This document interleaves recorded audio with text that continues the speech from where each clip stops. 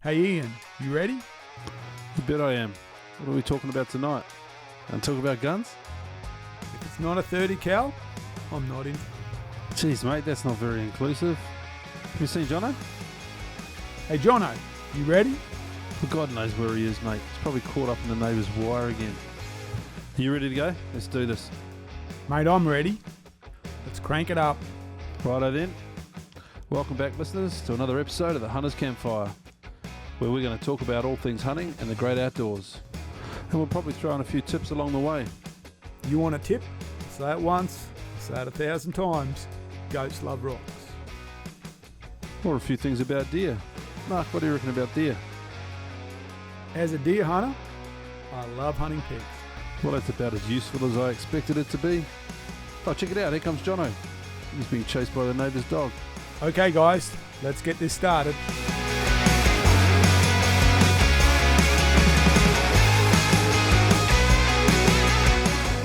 Welcome to the Hunter's Campfire. Pull up a chair, get comfortable. It's time for the Hunter's Campfire.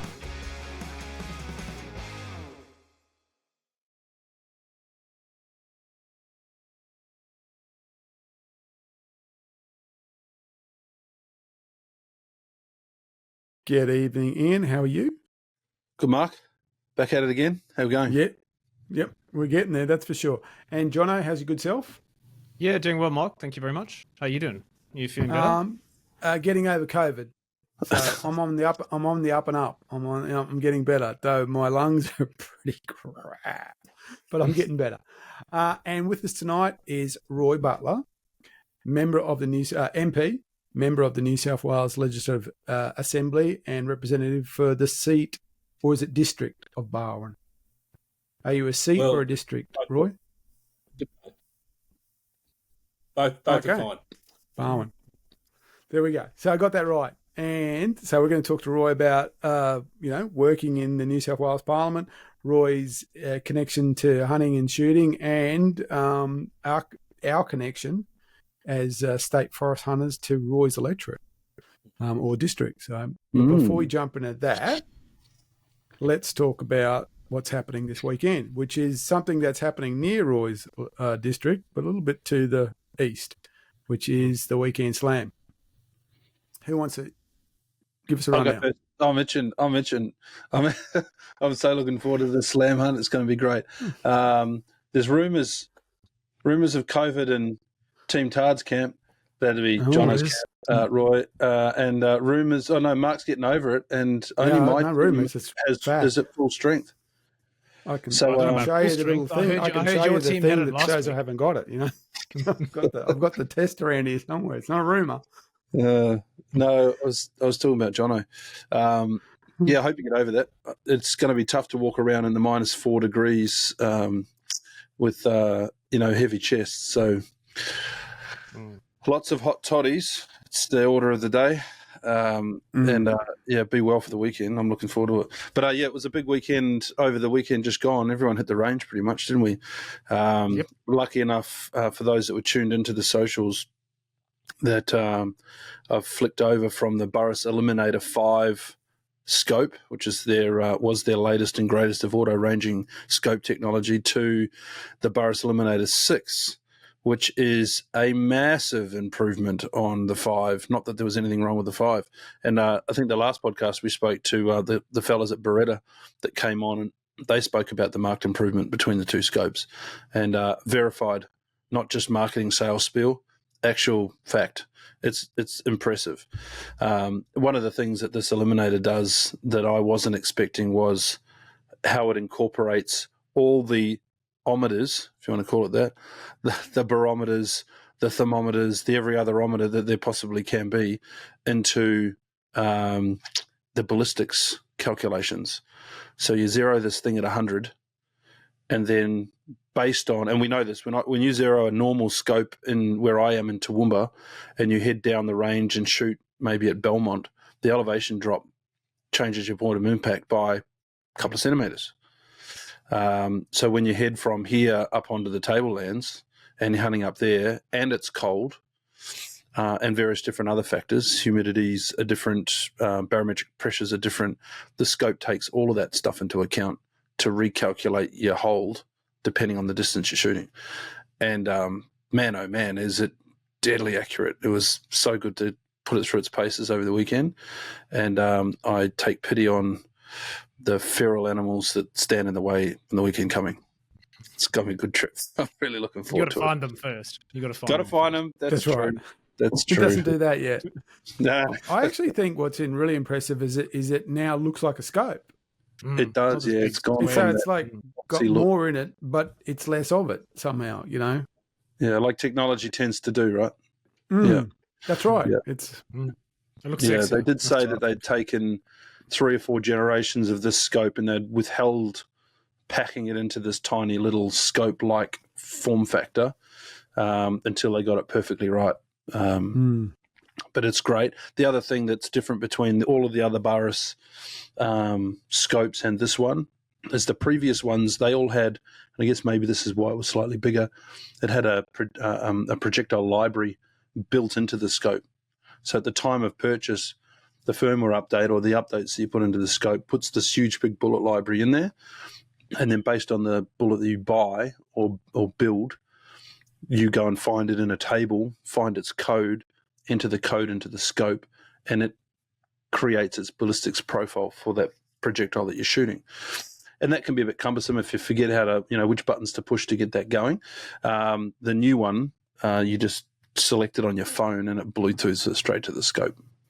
So, it's so simple compared to the other one. And, hell of a lot better. So it's going to be a fun weekend. The hand-me-down goes to my teammate, so we'll be 2 eliminators on the team.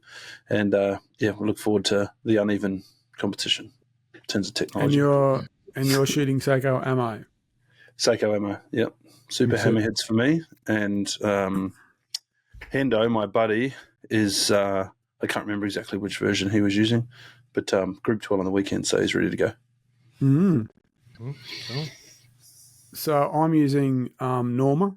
I've dropped down from those 180 grain monsters down to the 150 grain whitetails, they call them. And so I've got them tuned in quite nicely. And what you're using Gecko, aren't you, Jono? Yeah, I've got the Geckos 165 grain in the 3006, shooting out the Lupo. I hit the range as well this weekend. I actually drove all the way out to Ripley, got there and realised that it was closed. Jesus. The Facebook page first. What's that like? Yeah, but I quickly jumped on the SSAA website and saw they had bookings at Belmont. I booked a spot in for Belmont and headed out there, and I did some shooting. The Lupo got lots of attention. I had the ROs coming up and having a look at it. I had another guy come up saying, I've just bought one, but I couldn't get the timber. Can I have a look at it? Can I hold it? Can I do this? Can I do that? And the Lupo got lots of attention. It's a pretty gun. It is. It is beautiful. Yeah. And that ammo shot pretty well. I'm pretty happy with it. So 0 to 100, tested it out to 200. I'm good for the weekend. So we'll see how we go as long as this COVID doesn't get me. So it's in the family. It's in the house. I've tested negative so far. I'll keep on checking. So hopefully, fingers crossed. You're driving yourself, by the way. I can't believe you're not podcasting from the front lawn in a tent. I'm locked away in the office, so I'm far away from everyone else. But I think if the damage is done, it's done already because it's been close proximity to the family for the last few days. Because we just thought it was a cold. And my throat's a bit scratchy and sore, so I think it's potentially coming, but negative so far. So I had that scratchy sore throat for the last 2 weeks, and the whole family sort of had a little bit of it, but it's all been tested negative. So fingers crossed for you. Yeah. The other fun we'll thing see how we go during the week. We'll keep going. Yeah. What? I went out with Lawson. Oh, that's right. Oh, yeah, of course, yeah. So Lawson, Roy, for your benefit, runs a business called Wild Game on the Open Flame. So he takes people out onto property, helps them, locate, does simulation drills for those that aren't actually out there to shoot animals, simulating as if they have found them, what they want to do, how to use the wind, how to use thermals, all of those bits and pieces. And then once an animal's taken, how to butcher it, how to process it, all through the small goods, sausages, bits and pieces. So he's got quite a set of skills on him. But our local club had a taxidermy display organised, and they had a taxidermist coming in to show the club members what to do with an animal once it was on the ground to preserve the cape, head skin, turn all the components of the head out, the lips and the ears and all that sort of stuff. But they hadn't managed to find a head to do the demo on. So it was going to be a video demo if we couldn't get, and there were a couple of teams that went out that weren't successful, and the call went out. So I rang our buddy Lawson, and he rose to the call. He said, "Yep, come out. Just happened to be out there the day after you want to come out, so that's perfect." We went out. We spent the better part of the morning because the day, I should say, the day before I arrived, they'd seen 200 or 300 red deer out on the property in all different areas. So there were plenty of numbers. But as I met Lawson in the township before we went up to the property, he said that there were poachers out there the night before, and they'd been blasting away out there, and all the deer had run for the hills. So we didn't know what it was going to be like, and true to that, we were out by 8 o'clock in the morning, and we didn't see our first deer until 1:30 in the afternoon. And for them to even be out at 1:30 in the afternoon was a bit of a lucky thing. But we put a stalk on, and we had about 1,000 metres to stalk. Dropped into some pretty gnarly gullies up the other side. Lawson had camera on the animal, so he was able to tell me they were still there when I popped up the other side, and managed to sneak into 100 metres and knock a young spiker over for the demo. And it was a hell of a lot of fun. I haven't hunted with Lawson before. He's a good character. He's a lot of fun. So anyone looking at booking in on a red deer hunt, and you don't have access, or you've got a birthday coming up and you want to shout someone a trip, Lawson's your man. He's a good egg, and he's got some beautiful property to walk around. So good experience. You'll probably hear a bit more about that as we do some more things with Lawson in the coming months, we expect. But it was a nice bludge day off work on Thursday. Yeah, I've realised I've never hunted that part of the range up there. I've always hunted deer on the lower part. He's up up past Blackbutt or somewhere up that way, isn't he? Yeah, it's just south of Blackbutt, I'd say. And it's lovely country. It really is. I was in awe of it as we drove through, not realising that we were on the farm, but for quite a bit of the time. But 14 to 16,000 acres is a fair chunk of dirt to be hunting on, and they gave us plenty of options to go and have a look around. So it was great. It was good fun. Okay. Anything else, gents? I'm basically packed. Well, just sitting there ready to go. I'm just waiting. I've decided, yeah. I reckon I'm going to be there. Oh, I thought I'll get there at 5. I think I'm going to be there a bit earlier. I think about 9. You're not waiting for me now. I'm just going to go. Yeah. I bet my lunch keeps changing. I was going to have lunch at Inglewood, but I think no, I might make Bing around for lunch now and type things. I might pick something off the Barwon electorate list and stop in there and spend some coin on the way through. That's the way to do it, isn't it, Roy? Well, that's a fair detour, but it'd be nice. It's a nice detour. There's that. No, I've just got to roll a Polaris up on the trailer and we're good to go. Just had to hook up more life to it. True to form. We love bringing out the electric to shoot, out to hunt. And I've been pushing both the last state government and this state government. They've acquired some national parks out west, and they just cannot manage the pests on them. And I've said to them, well, you've got a whole resource there that's free, which is, volunteer conservation hunters who want to go out and knock over ferals, and it's just something that they've had a real struggle with, allowing people to go into national parks and shoot, apart from national parks wildlife staff or contractors. But I think it's a no-brainer. Like Narriara, one of the properties that was purchased as a national park, is 145,000 hectares. 145,000 hectares. Yeah, and there's people land. Goats there. Huge. And at the moment, the goat value has been knocked around, like per kilo, they're not worth much. So, I'm sure that the property owner, if you said to them, can I take a couple of goats for meat, they probably wouldn't have a problem because they're only worth about $1 a kilo. When people travel out to my electorate, they have to travel through a lot of towns because my electorate's 44.5% of the state. So they have to travel through a lot of my towns to get anywhere. And they've got to buy fuel, they'll buy drinks, they'll buy ice, they'll buy meat, they'll spend money. So I love it when people travel out to shoot in the electorate. It's great.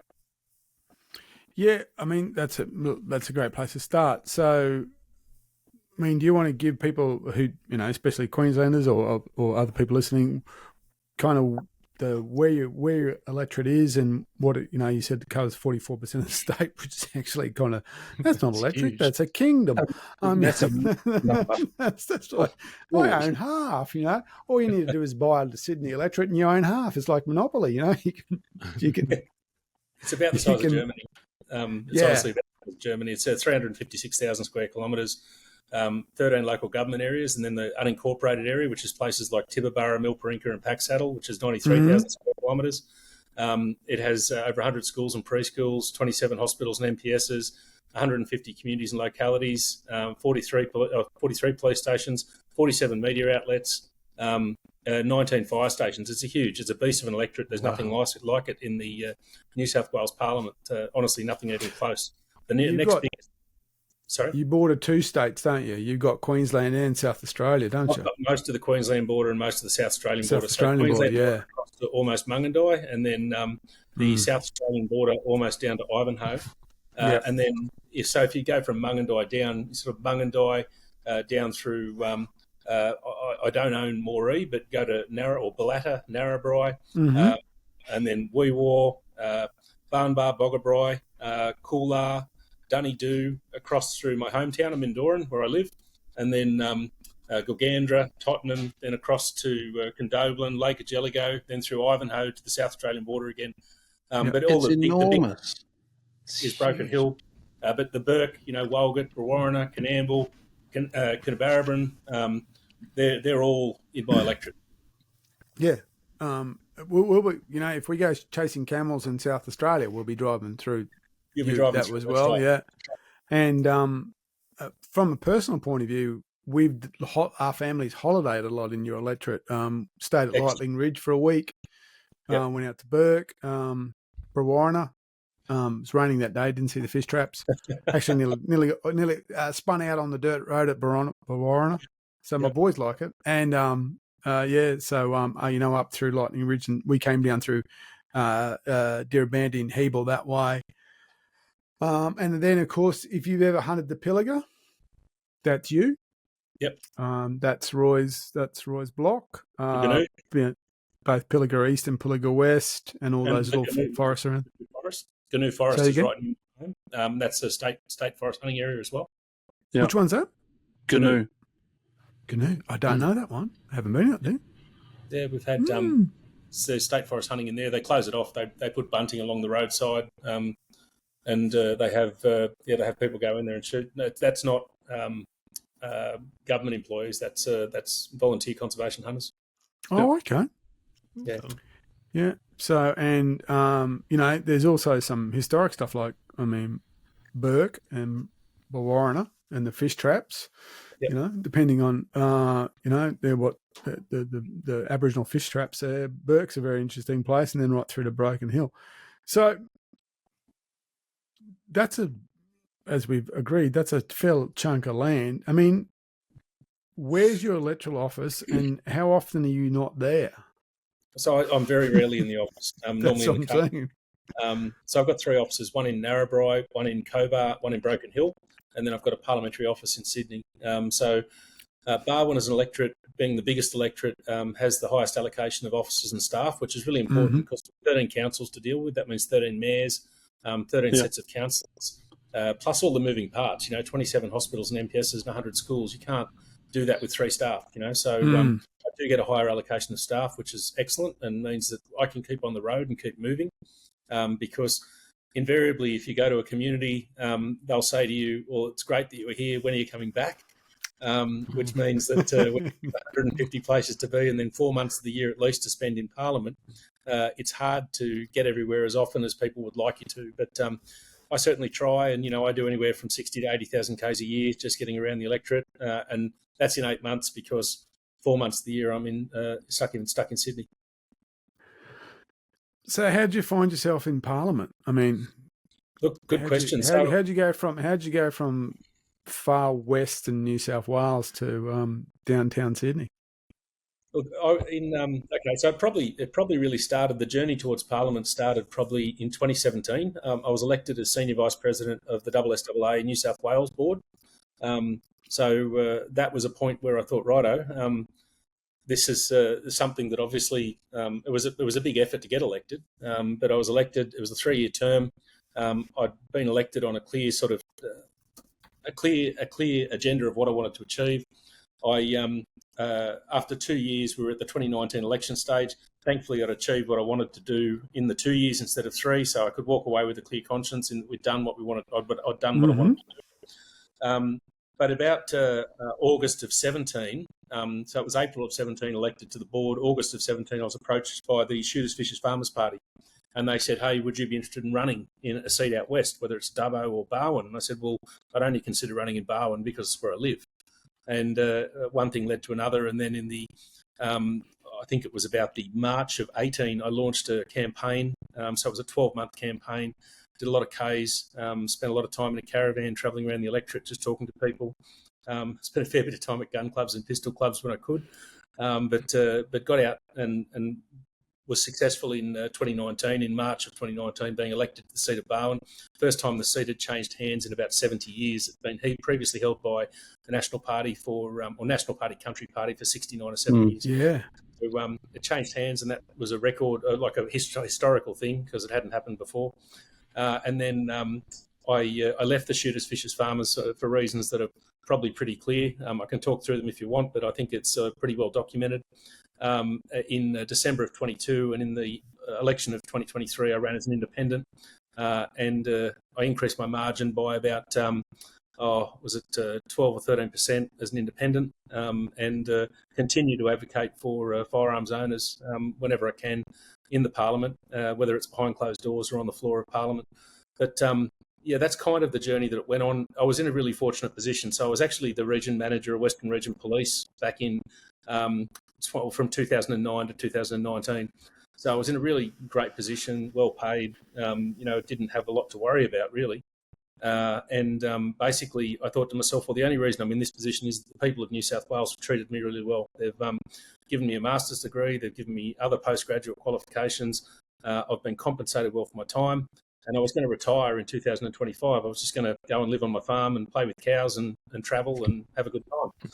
And I thought, well, that's a nice sort of outcome for me, but it's a bit rough for the electorate, which was experiencing the worst drought in European history at the time. And there wasn't the assistance that was needed. So I thought, right, when I was offered the opportunity to run, I said, okay, I'll do it.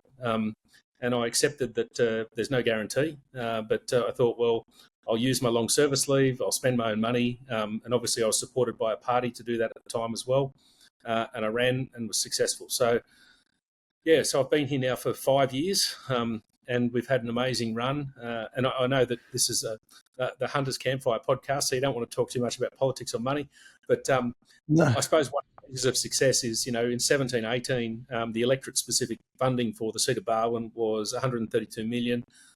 In the 22-23 financial year, it was 907 million. In 23-24, it was 950 million. So had some good success in attracting resources into the electorate. And then, from a firearms perspective, there's been a stack we've done. The criminal use bill, you might remember that. That was a bill that was coming through New South Wales Parliament that said if you had precursors in your home, you could be accused, you could be charged. And a precursor could be anything that could be used to make a firearm. So I remember sitting in a meeting with, because I worked for the cops, I knew a lot of the cops, and I remember sitting in a meeting with a deputy commissioner by the name of Dave Hudson, and they were talking about this. I said, people are going to get caught up in this, people who have no ill intent, who have absolutely no plan to do anything wrong. They're going to have a bit of water pipe lying around, and they'll be accused of trying to make a slam fire shotgun or something. And I said, this is just wrong. You can't do this. And anyway, the legal people in the room at the time said, no, that won't happen. That won't happen. And Dave Hudson, who's a very reserved guy, and I've got a lot of respect for him, he sat there and he sort of nodded quietly and he said, no, he's right. That'll happen.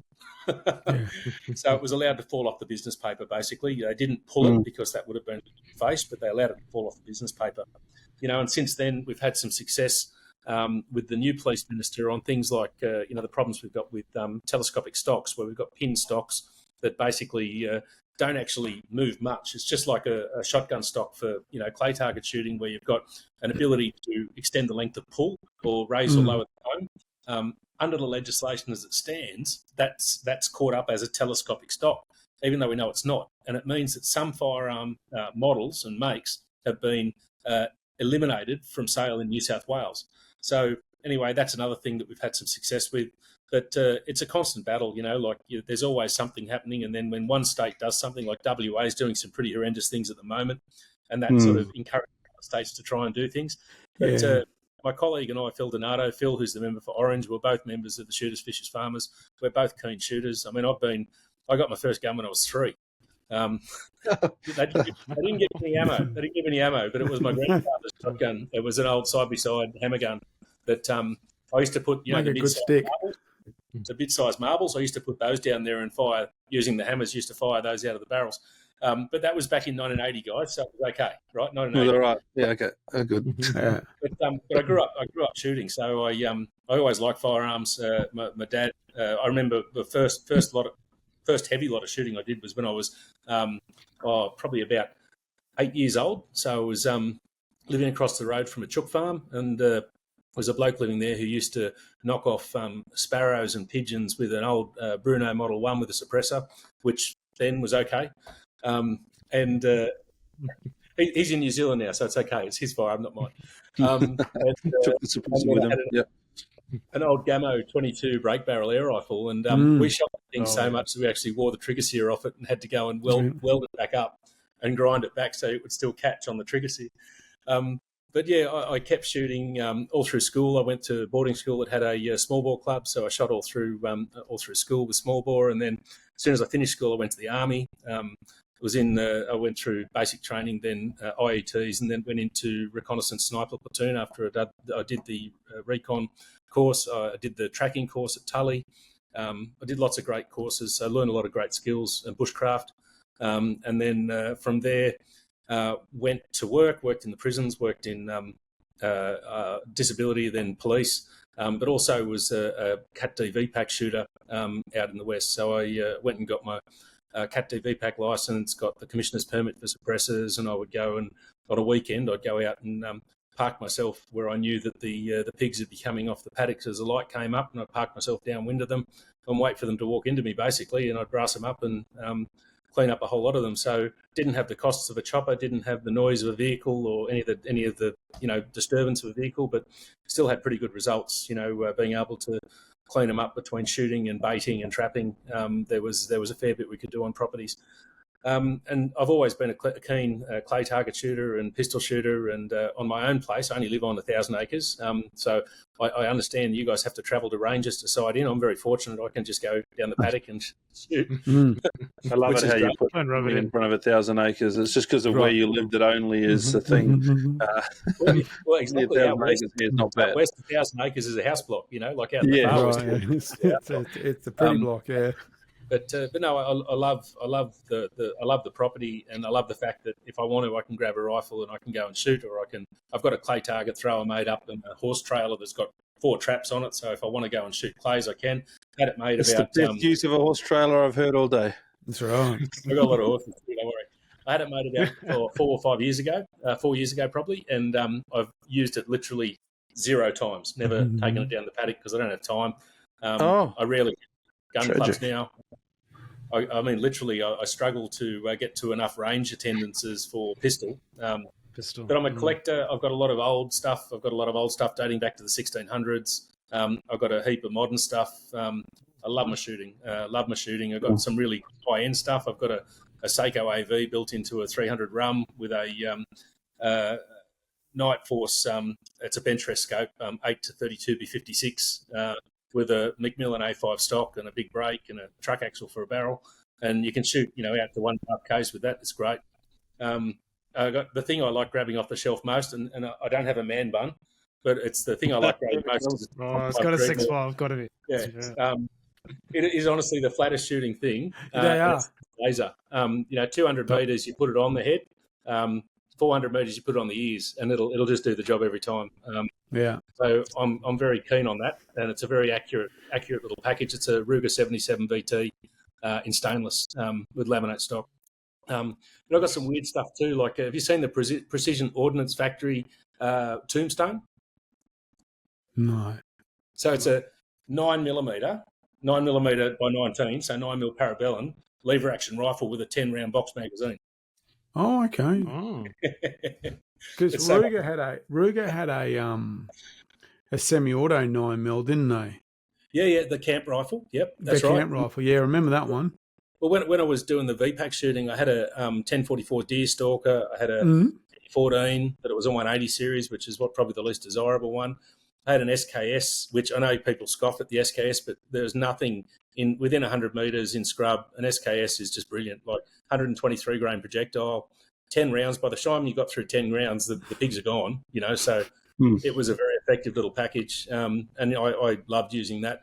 But the government saw fit to take that off me, so told me I couldn't have it because it was a military design. But even though it was a 10-round fixed-shot magazine, a fixed magazine, they said I couldn't have that, but I could have a Mini 14 with as many magazines of any capacity that I wanted, which, from a public perspective makes no sense. Yeah, that was a range rifle, that's right. So I had Australian automatic arms. Yeah, yeah, 223. Yeah, one of those things that the guy made out of Tasmania, I think, originally. Yeah, they were initially and they're still kicking about. I saw one at a local gun shop, and the price they wanted for it, I went, holy moly! It's because it's a semi-auto. That's it. Yeah, Ian's going to get bored because we're just going to start talking about guns, you and I. So, sorry, let's talk about that's something. okay. Just so you know, that's my oldest one. She's about 1770, we think. I was going to say 1760. Yeah, I've got a brander that looks just like that, but mine's a brass barrel. That's a Barber. So, so I do. The SSAA pistol magazine, the annual. I usually do the antique section in that. So yeah, I'm a bit of a kook when that stuff comes out too. Well, I don't know what you got, Mark, but you'd love my safe. Yeah, I reckon I would. I'll have to come out and do a story on it one day. If I was able to wrap 2 seconds of that while Mark checks out your safe, John and I will come and we'll test out that horse flake, because I reckon we can snap pigeons on your behalf. If it doesn't get used, it'll seize up and stop working. Yeah, I actually service it's been sitting that long. You and Ian, you and Roy share, what they say, 6 degrees of separation, because you've both been to the British showroom recently. Yes, I have. The British showroom, April. I was at Beretta. I flew into Italy, got there at 7:30 in the morning, got a hire car, drove down to, Valtrompia? Gardone, Valtrompia? I don't know, whatever the factory is. But look, amazing people, amazing factory. Luca Scribani Rossi in Australia. I went and saw him in Melbourne. He put me on to the people over there, and they gave me an amazing day. Took me through all of their facilities. I had a great time. It took me into the library or the museum, which is just it's a mind blowing thing. There's antiques there. If you like antiques, there's things that Napoleon's wife was gifted. Like, it's just you just don't find that stuff that often. Yeah. I did the more local version down in Melbourne. Oh yeah, and I really enjoyed my time. I didn't have to spend however many hours on a plane, but it's a slightly different experience, no doubt. The Melbourne facility is fantastic as well. It's a great place to visit, and I've said it. Anyone buying shotguns for competition, take the time, go down, get fitted, experience. They've done such a good job of the showroom. It's a real piece. I see that they attract other premium brands. I think they had Porsche or Ferrari Club in there the other day. They chose the Beretta showroom as the place that they were going to have their meeting, which is kind of fitting. It really is stunning. And the staff down there, you hear about the care and attention that goes into the things that they manufacture, the handcrafted guns, all of that. The care and attention that they put into their visitors is the same. You can see it flows through that whole business. It's just brilliant. Agreed. They gave me in Italy. They gave me a bloke for a day, basically one of their senior international salespeople, to take me around the factory. Showed me everything from, where they take the steel to hammer forge the barrels, how they end up, soldering or brazing on the gas blocks onto the auto shotguns. And I was allowed to go out of past the yellow lines into the areas where they actually do it. It was just phenomenal experience, phenomenal. And that was part of actually a study tour about regional manufacturing, because one of the things that makes Beretta unique, apart from being around since 1526, the oldest company in the world, they source everything locally. They do everything within 200 Ks. The reason they're successful, one of the reasons they're successful through ups and downs in international changes in economy, is the Italian government buys local. They buy, for police and military, they buy their products. So it doesn't matter what's happening too much internationally, because they'll keep buying local products from Beretta. And they're wonderful people, an amazing experience. Yeah, you have to. Yeah, this is another subject we probably won't get into, but globalization's killed a lot of things, hasn't it? Yeah. You know, you go and look at New Zealand. I was looking at New Zealand, and there are reasons for it that I don't understand, and people get paid a whole lot of money for making the decisions that they make. But you know, for a country like New Zealand to sell all of their milk to the global market and then buy back their own usage, it seems nuts to the average punter. I don't understand why don't they get it at a much cheaper rate locally? Because it's corporation driven, right? It's profit driven. I understand that, but it just seems crazy that so many industries have gone that way. Not just milk in New Zealand. We have resources in New South Wales that, or in Australia, that we sell overseas that we're short of here, and then we've got to import it back. You know, resources. Anyway, you're not here to talk about gas, so I won't talk about gas. But that's what happened with that that AdBlue diesel additive, didn't it? There was a period of time that was the best flex from China. So China controls most of the urea, right? And AdBlue, which is an additive that goes in to reduce emissions into diesel engines. Interesting though, you can have the same driveline in a ute where you don't need AdBlue, but if you've got a cab on the back of it, like a wagon body, then you've got to have AdBlue. So I've never understood that. But anyway, after Scott Morrison basically tried to blame China for COVID, they thought, well, how can we hit back? And their way of hitting back was basically to restrict the access to urea, which meant that we were crippled. Like our whole transport industry, like trucks, everything that's commercial with a diesel motor has an AdBlue tank, and basically it threatened to bring our whole transport industry to a grinding halt. It was only that we were able to increase production in Australia at that time that we didn't have a transport crisis. But I think China was sending a message back to Scott Morrison that they weren't too happy with his comments at the time. But we're tiny. Like Australia is such a tiny country in the world scheme. You know, as a market and as a political player, we are such a tiny player, and we can't. We've got to be a bit careful as a country about going out and attacking, you know, a country with 7 billion people, or, you know, not 7 billion, but you know what I mean, a stack of people. We've got to be a bit careful about taking on a major economy who we export a heap of stuff to and we rely on. Yeah, I remember that. Yeah, was it in WA they managed to ramp up the production or something, didn't they? I can't remember where, but I knew that they were able to increase production to the point. Because it's what you use in fertilizers, isn't it? That's where basically the Chinese just decided to make lots more fertilizer locally, and that was it. So all of a sudden there wasn't any left available for us, so they just used it up. Yeah, couldn't buy it. Yeah, no, it was politically it was a great move on their part, because without shooting a shot or without anyone being hurt, they basically said, watch who you offend, watch who you upset. Settle down, boys. Now, do trucks actually need it? Do trucks actually need it to run? So a lot of modern vehicles, if you run out of AdBlue, if they have an AdBlue tank and you run out, they'll actually go into limp mode and you won't be able to travel over 30 kilometres an hour. And then if you turn the so it does actually affect, because as you said, you know,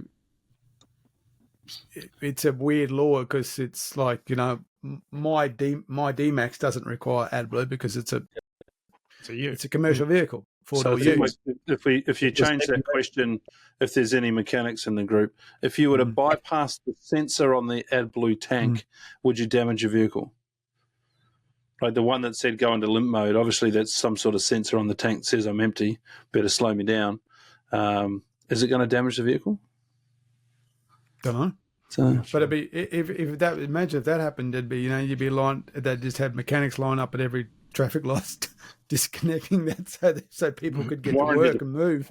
I'm sure you can advise software these days anyway. Yeah. You just reprogram it. So so for me, I've got as I said, a connection to your electorate and or district, and that's Pilliga, because I've been hunting the Pilliga since 2009, and it's actually probably one of my favourite state forests to hunt. So I'm there a lot, and I'm actually down there in 4 weeks. I'm in there in early July. So I do a winter hunt every year, and I'm taking with my boy, and we go. And this year we're going. The winter hunt is in the Pilliga East State Forest, where it actually gets pretty cold during the night and early morning. It's where we'll be down more towards the Barradine end anyway. So it's pretty cold, but it is interesting. You said you're talking, Narrabri and the idea about spending money as hunters in local economy, because back in 2018, which was, I suppose, the peak of the drought for you guys, wasn't it? Yeah, 2018 pretty bad. It didn't break properly until 2020. So we went through 2019 with a pretty horrific situation. Yeah, because on 2018, mate and I, Tim, did a 10-day road trip, and firstly down to outside below Tamworth, and then came up across the plains into Coonabarabran and up into Narrabri, and we pulled into Narrabri, and it was that time with the public land hunting. It wasn't electronic; it was still a lot of it was still paper based. So you had to have the paper maps. And we pulled into Narrabri one morning after about being 4 or 5 days hunting, because we were meeting a couple of friends in the Pilliga, and we were going to stay there for another 4 or 5 days. And we were looking for a printery, and we found someone who could print for us, and it was actually the local newspaper. We didn't know that, but it said, we did printing. And we went in there and we stomped in there, and we looked like we'd been sleeping rough for 5 days, and said, look, we've got this USB. We need some maps printed. And we were just, yakking away. And the woman said, what are you guys doing? I said, we're hunting in state forest. And she said, you need to talk to the editor. And if you're in Narrabri, I don't know if it's the same editor back then, but we got asked to go up in his office, and he said, what are you guys doing here? And I said, we're hunting in state forest. We're driving around the country hunting. And he says, so next 15 minutes later, we're down at that Tourist Information Centre down there on the river, doing an ad for tourism hunting through the Narrabri, whatever it was, the Tourism Bureau. So they're down there, we're holding this map up, and it's a really bad photo of us too, because we look like two guys who've just been pulled out of a car and don't know what you're doing, holding up, pointing at a map.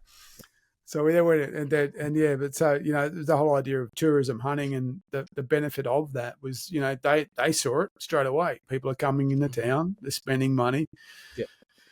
Because we were stopping at the Woolworths, and we were buying food for the next 5 days, buying fuel, and we had 2 other guys in there who'd just done the same thing. So that whole idea, and as you spoke about, that idea of the tourism coming into town is just a fantastic thing, and we're all for it, because for many of us, or many of our listeners anyway, they don't have access to private land in Queensland, so they jump over the border. It's actually, it might be might put half a day a journey on it, but you get to do what you want to do. You go hunting, and you get hunting in some really cool places.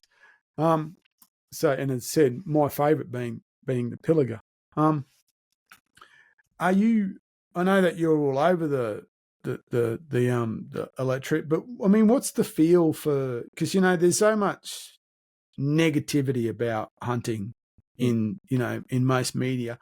What's the feel where you are? You obviously talk to a lot of different people in a lot of different locations. What's their feel about the idea of, hunting, as opposed to, and I mean, obviously they have to deal with people who are doing the wrong kind of thing, but the idea of people coming to an area to take opportunity to go hunting or go fishing or do anything like that? Yeah, look, I suppose to give it context, in my electorate, there's 17,000 licence holders, firearms licence holders.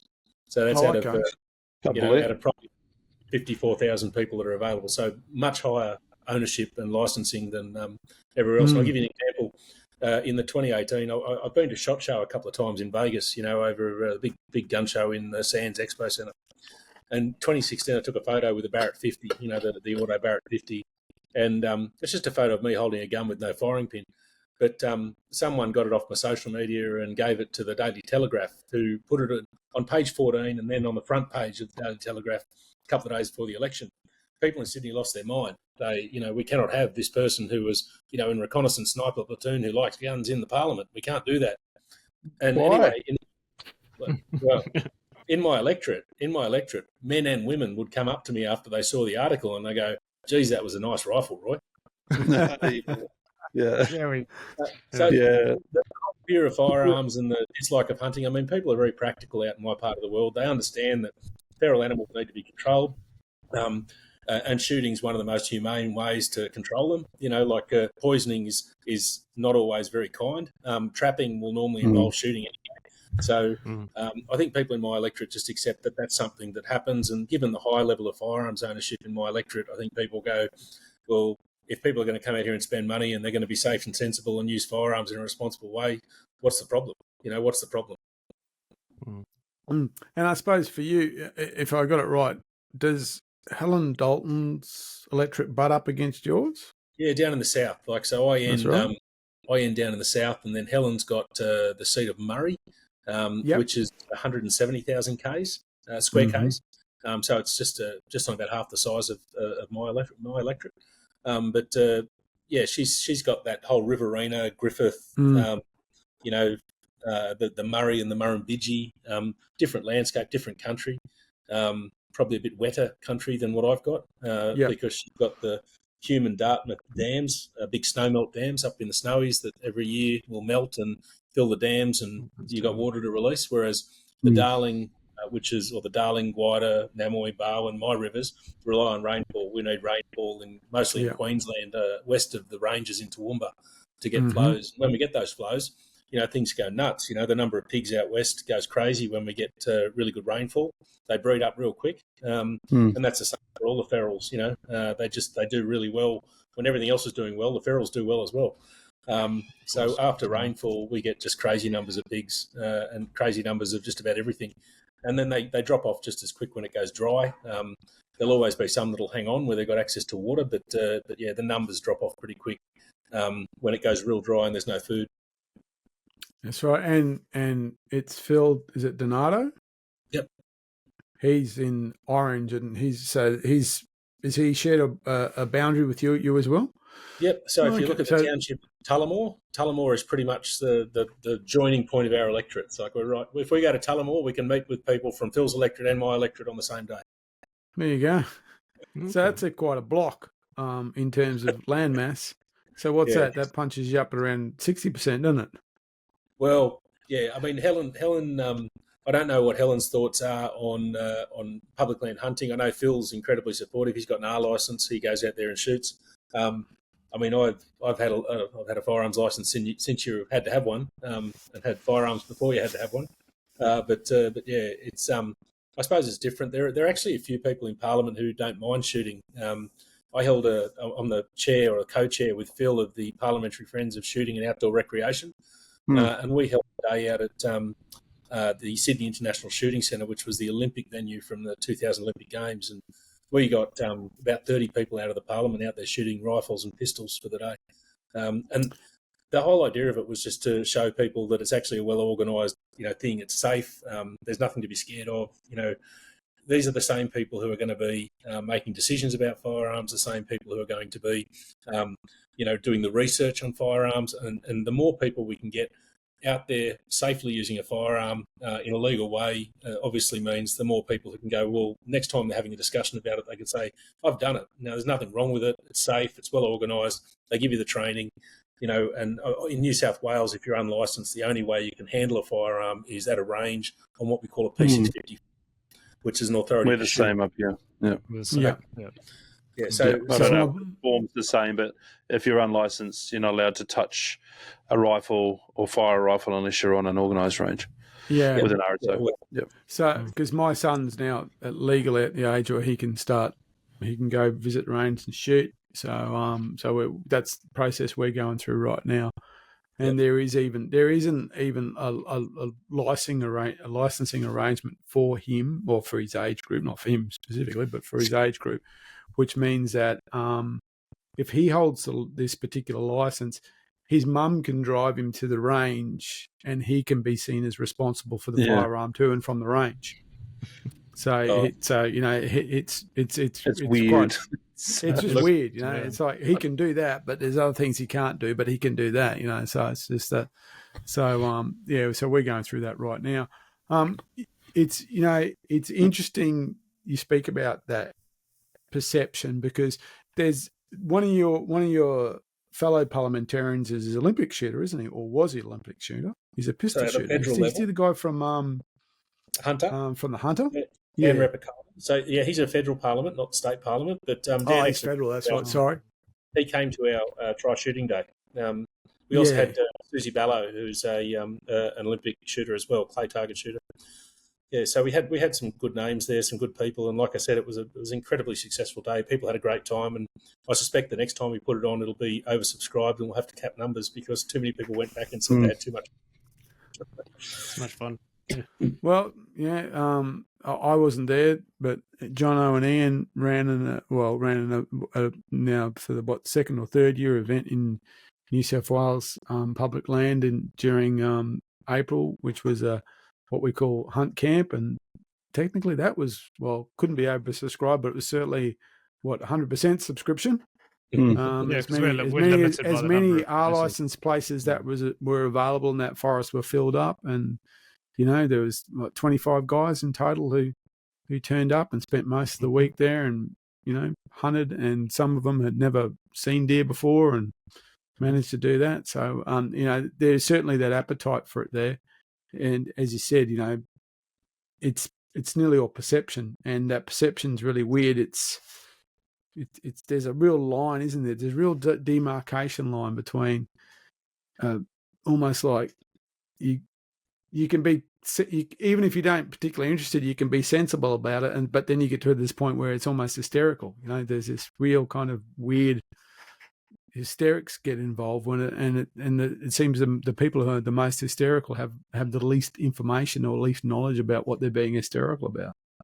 I was just going to say, I was the captain of a pistol club and the safety officer for 10 years, and I was the president of a gun club for 7 years. And so I always made it my mission to try and get as many people in to try shooting, and had partnerships with local gun shops where they would give me, a brick of ammunition. They even donated 2 pistols to the pistol club. Wow. They'd give me cut price ammunition. Don't repeat this, but they give me cut price ammunition on for shotgun and very cheap shotguns to get people out there and get them started. So I wasn't handing someone a $5,000 Beretta to go and shoot for the first time. I'd hand them a $400 Turkish shotgun so that if it got dropped, no one was going to shed a tear.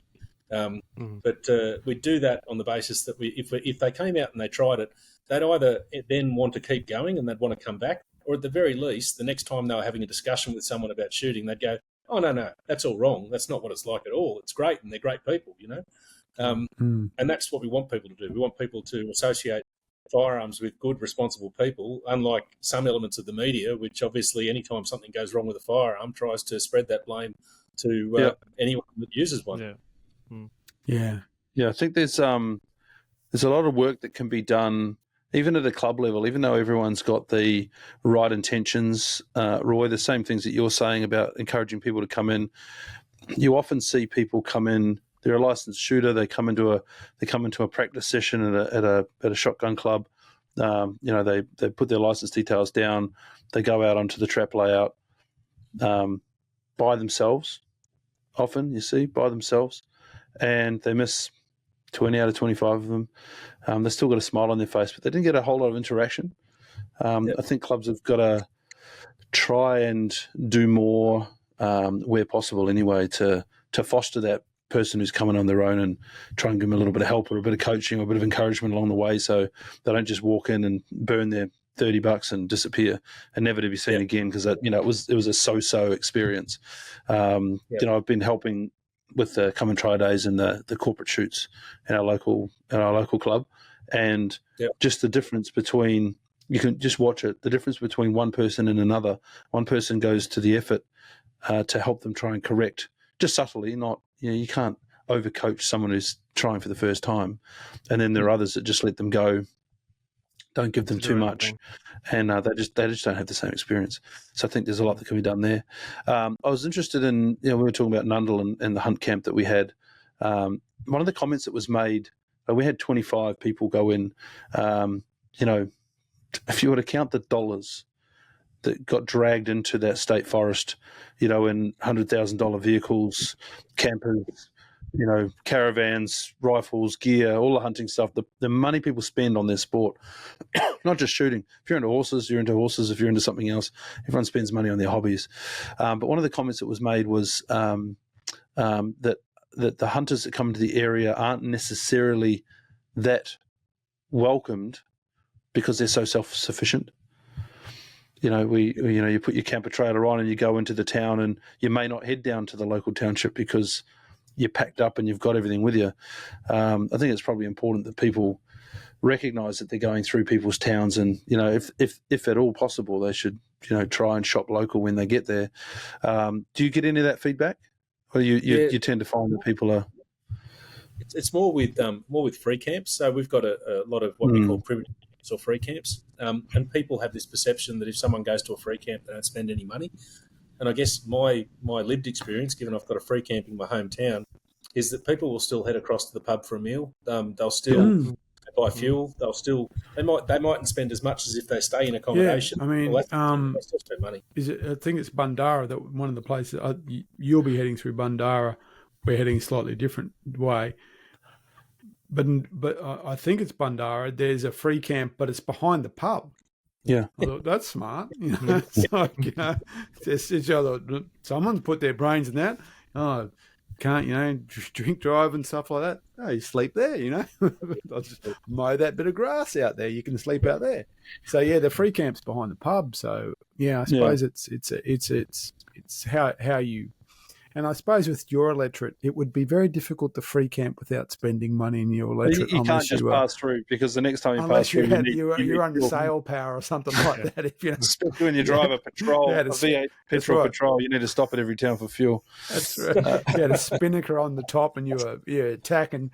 But if I suppose the wind was going the wrong way, you might end up in South Australia. Yeah, it would be hard to escape your electorate if you crossed. I mean, I must admit, I was just looking at the map, and I've spent a lot of money in your electorate. When we went as a family, we got spun out in a water crossing at Mungandai, so we had to go around Dirranbandi and that way in, and unfortunately, that spun out, and that flooding that we kept going. When I got to, we were staying at the that lovely caravan park at Lightning Ridge. Yeah. The alternator died. It got drowned. So we're there. We're there longer than we thought. We're there for 5 days, and the local mechanic fixed it, and we spent the week there doing the mine tours and catching the free bus around town and stuff like that. And then when it was mobile again, we shot out to Burke for a day and stuff like that. But it would be hard to sneak around your electorate on the cheap. Well, people still need to buy perishables, milk, eggs. Yeah. That sort of thing. I mean, most caravan freezers aren't that big. Even if you've got extra freezers, you're still going to need to buy stuff. And fuel, I mean, you carry so many bloody jerry cans. And I don't care if you've got twin 90-litre tanks in a cruiser. You're still going to have to buy fuel. So somewhere you're going to have to buy fuel. You have to spend money, and I mean, people will still want to go and get a coffee or go and get a toasted sandwich without having to cook in the van or whatever. It just happens, and so I don't wear that people don't spend any money. They still spend money. Obviously, some other types of people will spend more, but at the end of the day, if you're going to come to my electorate and spend money, I'm going to be happy about it. Yeah, and I think one of the things that's important is to be visible as a hunter, and so that people know that you're in the area as a hunter and you are spending the money.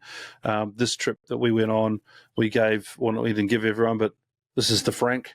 This is our very bright blaze orange cap with our own logo on it, and 25 fellas were running around the forest with those caps on, and we made a point of every day there was someone going into town.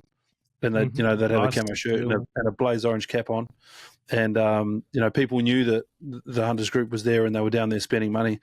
I think it is easy to pass through, though. If you're not out in your district, where it's a massive piece of land, but you can drive from Toowoomba to Nundle without fueling up. And you might fuel up on the way back out again. You're always going to fill up before you go into the forest. You're always going to get ice. You're going to get Oh yeah, I'm not saying we don't. No, don't get me wrong. I just think it's important that yes, you do, and sometimes I think we can be a little bit more visible. I don't think we need to be concerned about having a hunter logo or some sort of thing on your clothing so people recognise you as somebody else passing through. It does your world a good. Yeah, well, I think in those communities, I think hunting and shooting is a lot more accepted than we're used to in the bigger towns. And I think that's something we need to acknowledge and, as you say, make more visible and talk to people. Wearing camo out there is not really an issue, but if you walk around Brisbane in camo, you're going to get looked over. Unless you're my son, who I have to actually tell. We had to have a rule that he could only wear one piece of camo out of the house at one time. Because he can't help, and he wears blaze too. So the school he wears a blaze orange neck wrap, and so when it was bandana day, he goes, "I got a bandana." There's an interesting thing about that because there was a time, and SSAA, were one of the, and actually ADA too, especially in Queensland, were one of the organisations that said, if you go to town, don't wear camo. Yep. Don't. Yeah. Do it. Yeah. Don't advertise that you're a hunter, and I was never particularly happy with that because I said if I'm going to wear clothes hunting, I'm not going to take like a change of clothes with me to go to town. Yep. But I think don't look like a grub. That's a bit different. Well, that's it. I think, but I mean, I don't. I think you can. I think grub is you can do any kind of activity and be grubby. So I mean. So I don't think I think I like the idea of not telling people, but at least communicating what you're doing and what who you are. And I think there is I don't know. It's funny because we live in a very urban area, so we hear a lot of the negativity, but there's also a lot of positive stuff coming around. Like we're talking to the people about they're opening a new gun shop. Queensland Gun Exchange is closed now, but that was for different reasons. But, when Queensland Gun Exchange and Cleavers were open in Brisbane, they were probably the two biggest gun stores in Australia, retail gun stores within the one's at Redcliffe, but within the Brisbane area. And certainly Toowoomba's got a good selection of firearm stores. So it's there. It's just that I suppose people don't want to cop the potential, and so they're quiet about it, which is fair enough. Yeah, I think like you say, showing up sort of if you showed up in a chest harness and full camo and that sort of thing, I think that alarms people. But if you're neat enough, I don't think people in my electorate care too much if you're in camo. And I think, as long as you're personable and friendly and smiling and saying, hey, your area is great, really great. Oh, this looks like a good product. I'll take one of those. And they see you spending money. I mean, what's to hate, Yeah. We had Ned Macon last week, and he was talking about some of the, his association, Australian Pig Dog Hunters Association, and some of the work they're doing. And, they're getting a lot of quietly traction with various groups, because they're able to they come up with a couple of quite inventive ways to promote themselves, but also get the material to promote themselves through this big data collection, this citizen scientist project, the Great Australian Pig Hunt, and the 10,000 ears, which I'm sure that's freaking out a lot of people, but the 10,000 ear project. So that's a big part of what we're doing on this hunt this